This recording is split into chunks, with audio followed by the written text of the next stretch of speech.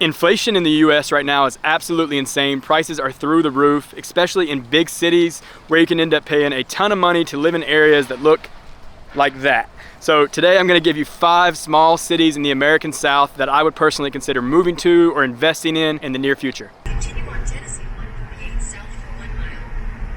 In my opinion right now, it is an absolute life hack if you live in the US to live in a small city or outside of a small city. And that's because in a really big city that's growing rapidly, even the metro areas are super expensive. Whereas if you're in a small city with a population of 250,000 or less, a lot of times you can even live 20 or 30 minutes outside of that city in a small metro area, and the prices from that city are not exploding the entire area. So you can be close to like big city amenities while avoiding all the big city problems and saving a ton of money. So different criteria are gonna make the perfect home base depending on what you wanna do. So if you're retiring, for example, you might only be worried about some fun things to do, good weather and cheap cost of living. Or if you wanna start your own business, then you might be concerned with like taxes or people with expendable income in the area, how's the economy. But if you're looking to move somewhere warmer and you wanna get a career, that's a whole different issue. So we are gonna get a little bit into the tax situation, the crime situation, the economy situation without jumping too much into it. But I will touch on that because that is an important factor. So my number 1 choice on this list is the very far south city of Brownsville, Texas. Today we're in Brownsville, Texas. It's the southernmost city in Texas. It's further south than a lot of Florida, and it's kind of isolated, so that's one con. But there's almost 200,000 people in the city itself, closer to 500,000 in the extended metro, and it's right on the border of Matamoros, Mexico. Now what makes Brownsville special to me and one of my top choices for setting up a home base in the country is its charming historical downtown, its local history, the fact that it reminds me a lot of Mexico. It has so many similarities, and it has some of the best bird watching in the country. It stays green year round. Like Florida, there is no mountains in the area, but unlike Florida, you're only a short road trip away from some gorgeous mountains. Like your 4.5-hour drive to Monterrey, Mexico. There's just giant peaks and beautiful nature, mountains all around. And on top of that, Brownsville is really close to the coast, you know, the Gulf of Mexico. You have South Padre Island close by. You have Boca Chica Beach, where Elon Musk has actually set up SpaceX and he's building rockets right on the beach.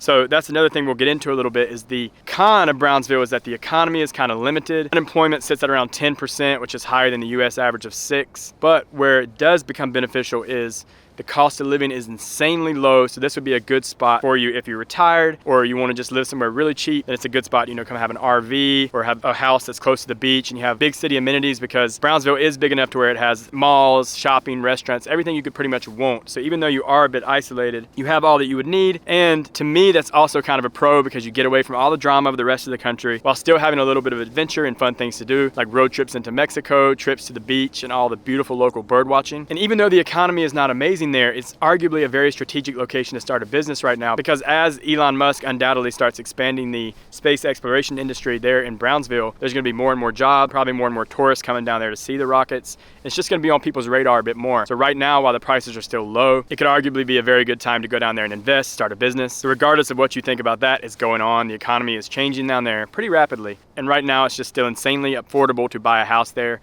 With the overall city scoring a 73 for cost of living, with the United States average being 100. The housing is where you save the most. It's insane. Housing cost of living score is only 43 in Brownsville, and you can get a house for an average of $127,000. One quick note to add about Brownsville too, and the reason it's so high up on my list, is that there really are very few places in the United States that are warm and green year round. Brownsville stays really green, and it sort of has that tropical Florida vibe with palm trees, a little bit of that jungle feel when you're out in the local nature exploring the wildlife and bird watching. And also it's a good place to spend a lot of time on the water. There's lots of water nearby. So next up on my list is a much more pricey city than Brownsville. It's called Greenville, South Carolina.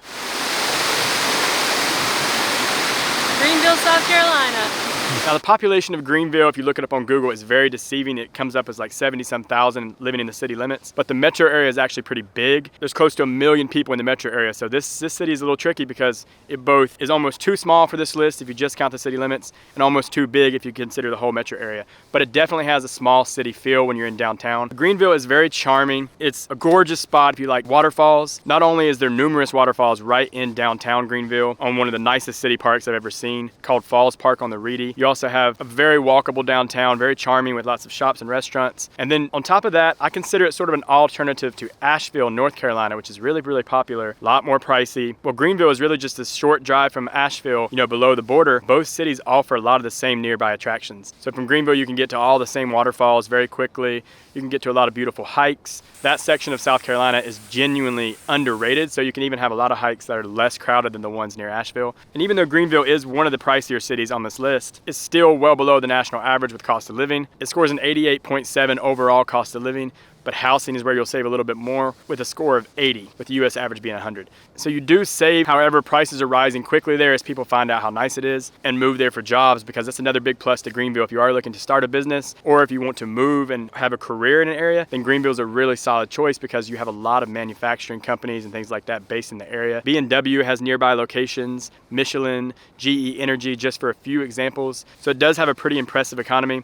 Again, it has lots to do and it still manages to be below the national average. So to me, Greenville is a pretty good value as far as cost of living versus quality of life. And you're right halfway between Charlotte and Atlanta. So that makes it nice and strategic for getting cheap international flights at those airports and things like that. Major cons to Greenville is just that it is a little bit more expensive. A house will cost you about $234,000 here on average. But a good tip here would be to live about 20 to 30 minutes outside of Greenville, because then you could find a lot cheaper housing and still be close to all that amazing natural beauty and things like that in the area. And as the area continues to grow and expand, that would be a pretty good investment as well. Greenville also has a below average unemployment rate, so that's another reason for some of those higher prices. So Greenville is one of my top contenders on the list if you're looking to move somewhere to continue your career, start a career, or start a profitable business. Next up on my list is one of my absolute favorite options on the entire list. Is Gainesville, Florida, a city in Central Florida that a lot of people mistake for being just a college town. Okay guys, so we are on the University of Florida campus right now, and what is behind me is bat houses and barns, and it's an estimated 400,000 bats are in here, and they are going to come out and feed tonight around sunset. So we're super excited to see how many fly out of here. I think it's an absolute gem. It's really close proximity to some gorgeous freshwater springs that just make the most beautiful year-round swimming in the entire country, in my opinion. It also has amazing wildlife. Like, speaking of the university, if you're walking on the University of Florida in Gainesville, then you can actually see bat houses where thousands and thousands of bats will fly out every night. You can also spot alligators all the time there in the local lakes. And you can make a short drive down to Ocala, which is another good city to live in. You can go check out like Silver Springs, and there's even wild monkeys that you can check out if you're able to spot them. Also check out Paynes Prairie, which is pretty close by, and they actually have bison. So if you're into bird watching or wildlife or spending time in nature, Gainesville is one of the most solid choices on the list. There's obviously plenty of options to spend time on the water. Not only is Florida full of lakes, you have the springs, you have rivers, and then you're about halfway in between both the Atlantic Ocean and the Gulf of Mexico. So gorgeous beaches are within an easy road trip away. You're not super isolated down deep into Florida. You have all the big city amenities you could need. It has about a population of 140,000, but in general, Florida just has a lot of high population points. So you're close enough to big airports and pretty much anything you could want, but it still has that small town charm and feel, and without having all the crazy traffic of the much bigger cities in Florida. The major cons to Gainesville, though, is that it does have a somewhat higher cost of living. It scores a 90 overall, so it's getting a lot closer to the national average while still being below. And you will save a bit more on housing, which scores in the 70s, and you can typically buy a house there for an average of $229,000. Utilities and things like that is where the prices get a bit higher, unfortunately. Also, unemployment is below the national average. Jobs seem to be on the rise, but another big con of Gainesville is that property crime and violent crime are significantly higher than the US average, so that's something you have to keep in mind and watch out for. And this is not part of my list, but I would say if you like a lot about Gainesville, but it's not the perfect fit, then also check out Ocala, Florida, which is only like an hour away and has a lot of the same things that make it nice. So that's another good option to check out. Another reason why Gainesville is so high up on my list, even with the high property crime, high violent crime, and higher cost of living, is that I think it's pretty much a good solid choice regardless of what you're looking for a home base for, whether it's retirement and things to do or starting a business, local economy, furthering your career. It's a pretty solid choice all the way around. So before we continue the list real quick, I'm gonna stop and talk to you guys for a second. You're probably thinking, oh, he's gonna ask us to subscribe to the channel or something dumb like that. and you would be 100% right. Really do appreciate it if you guys would go ahead and subscribe, go ahead and like the video right now. That really helps me get out and explore more of these places and keep making these videos. It really just helps us out in general, and we absolutely love getting your comments, so feel free to comment about whatever, you know, any place that you think should be on the list, any place that you think shouldn't be, your thoughts, your ideas. I love seeing your comments. Next up, we have Huntsville, Alabama. This gorgeous city in northern Alabama has a really fast growing economy. It's quickly getting on people's radar, and for very, very good reason. I personally have been back to check it out multiple times, and I always stay a couple days there and really just enjoy my time. So it's nicknamed the Rocket City, so it's a little bit similar to Brownsville in that aspect, that if you're into space travel, outer space, any of that stuff like myself, it's an awesome place to be. They have the world's largest space museum, and you can go check out where rockets that put us on the moon were built. So there's just a lot of appreciation, space exploration and things like that in the city of Huntsville, which I think makes it pretty cool. On top of that, it's a gorgeous city. You have some mountains close by. You have a beautiful natural spring right in downtown that historically the city kind of built up around, and they have international parks surrounding it where gifts have been given from countries all over the world to Huntsville, and they put them up around the springs. They've stocked it with like beautiful koi fish, and you can just walk along it and the water's crystal clear, and it has this really like futuristic feel that really kind of blends in with the science fiction vibe of the area, and I just think that's super, super cool. But on top of that, the things to do in the area are really nice too. Like they have waterfall hikes, and they have these giant sinkholes close by to where you really feel like you're on another planet. Just these massive holes in the ground in the woods that have like waterfalls cascading down in them, and it's just gorgeous. It's otherworldly. Now with all that, Huntsville is a bit more on the pricey side. Like Gainesville, it's very comparable.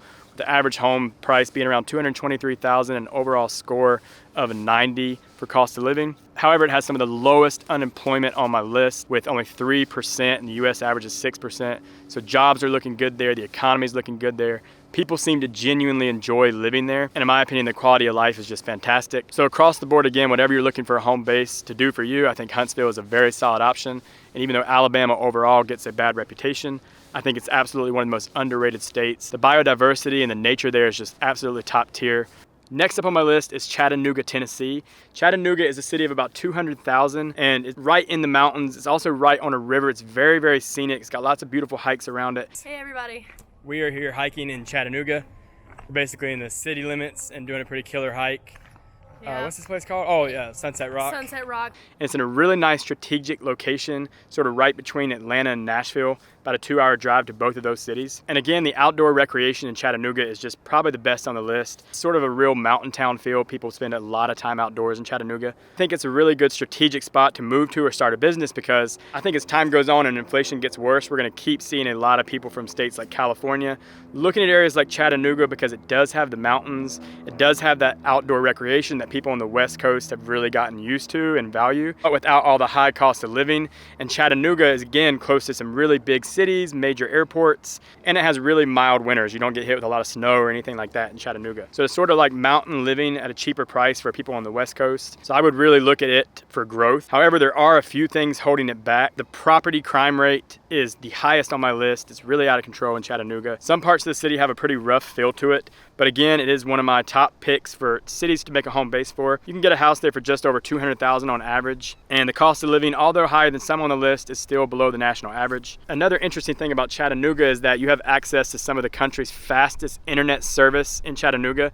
So if you do want to start a business, especially if it's going to be like an online business or something that would benefit from that fast internet speed, but regardless, just being surrounded by all that nature and in such a strategic location really puts a lot of value in a city like Chattanooga. Most of the cities on my list also have really nice greenways and things like that, and are good for biking and living a slower pace of life. Another thing to remember about all the cities on my list is that they're all in states that are pretty good for taxes, like on the better half of tax states. So that's another really strategic thing. If you're retired or starting a business or even working a career, you're going to benefit from those lower taxes. It's worth mentioning really quick that pretty much every city on this list deals with some type of weather problems, whether it be hurricanes, tornadoes, wildfires, flooding, but pretty much anywhere in the US is going to have some natural disaster risk. So it's just part of it, and do your research before thinking about moving to one of these places to make sure it's not a deal breaker for you. So there's a lot of other places that almost made the list and didn't quite make it. Maybe eventually I'll do a part 2, and I'll probably also dive into each of these spots a little deeper. Now we do have some videos on a few of them on the channel, so you can go check those out, and I'll link them in the description. Hope you guys enjoyed the video. That's all for today.